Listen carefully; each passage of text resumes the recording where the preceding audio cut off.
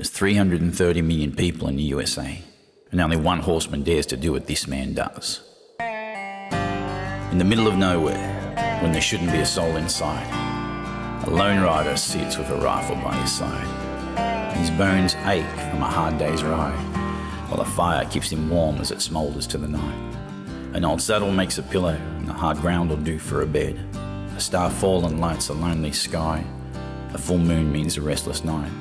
He'll saddle with the break of day with one place on his mind, a place that he's been looking for most of his life. I'm talking about Joe Guy, the Longrider. I want you to meet the Longrider, Joe Guy. Here in America, people call me a horse whisperer. Joe says at the age of 19, he started on a trek across the outback of his native Australia to find his purpose. I'll ride to your town, take your unbreakable horse, re-break it in front of you, show you all my tricks and techniques, hop on your horse and then ride it for 100 or 1,000 miles. You can come and pick it up when I'm done. You get yourself a good broke horse. I have a lot of experience with horses, and breaking horses also, but Joe's technique is a lot easier on the horse and the man. Come when he hears that click. He was able to show how to get into a horse's mind. I know how a horse thinks and why it's doing what it's doing, and I just get inside the horse's mind. I capture its mind, and the horse then gives me its body. And I really, it's all about reading the horse. Reverse psychology, psychology, and body language. They're the three things to read a horse, a dog, and a child. The thing that I like the most about him is if the issue is with the horse, Joe's going to tell you it's with the horse, and he's going to work with you to help fix those issues. But if the issue is with the rider, Joe's going to tell you that too. I often say it's not hard to fix the horse, it's fixing the owner. And 9 times out of 10 I can fix the horse in an hour. It takes me a week to fix the owner, sometimes longer, depending on the owner. Your book is called Living a Dream. You know, you go out, and here's what people need to know. It's not like you're staying in the Ritz-Carlton. Yeah. You sleep in barns with the horse. You've slept just out in the open. Yeah. I mean, you are literally living the life of the cowboy. I've had plenty of drama. You're meeting different people every day.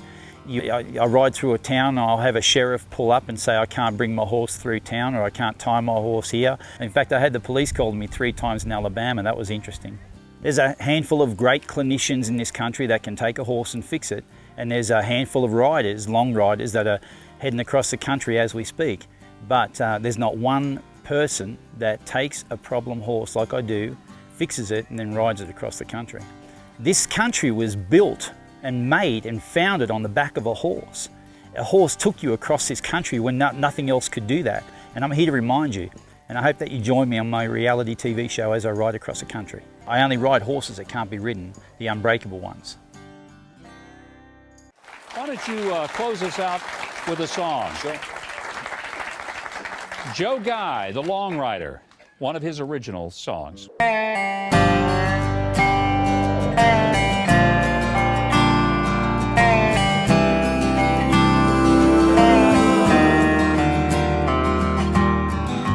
Middle of nowhere, there shouldn't be a soul inside. A lone rider sits with a rifle by his side. His bones ache from a hard day's ride. A fire keeps him warm while it burns in the night. Old saddle makes a pillow, the hard ground will do for a bed. Star falling lights a lonely sky. A full moon means a restless night. He'll saddle with the break of day, with one place on his mind, a place he's been looking for most of his life. He's searching for a wide open place, a few hills in the distance, a valley that captures the rain. What more could one man want? On a horse that gallops like thunder, with a hat that stays on his head, blue jeans that never fade, and old spurs clicking in the wind.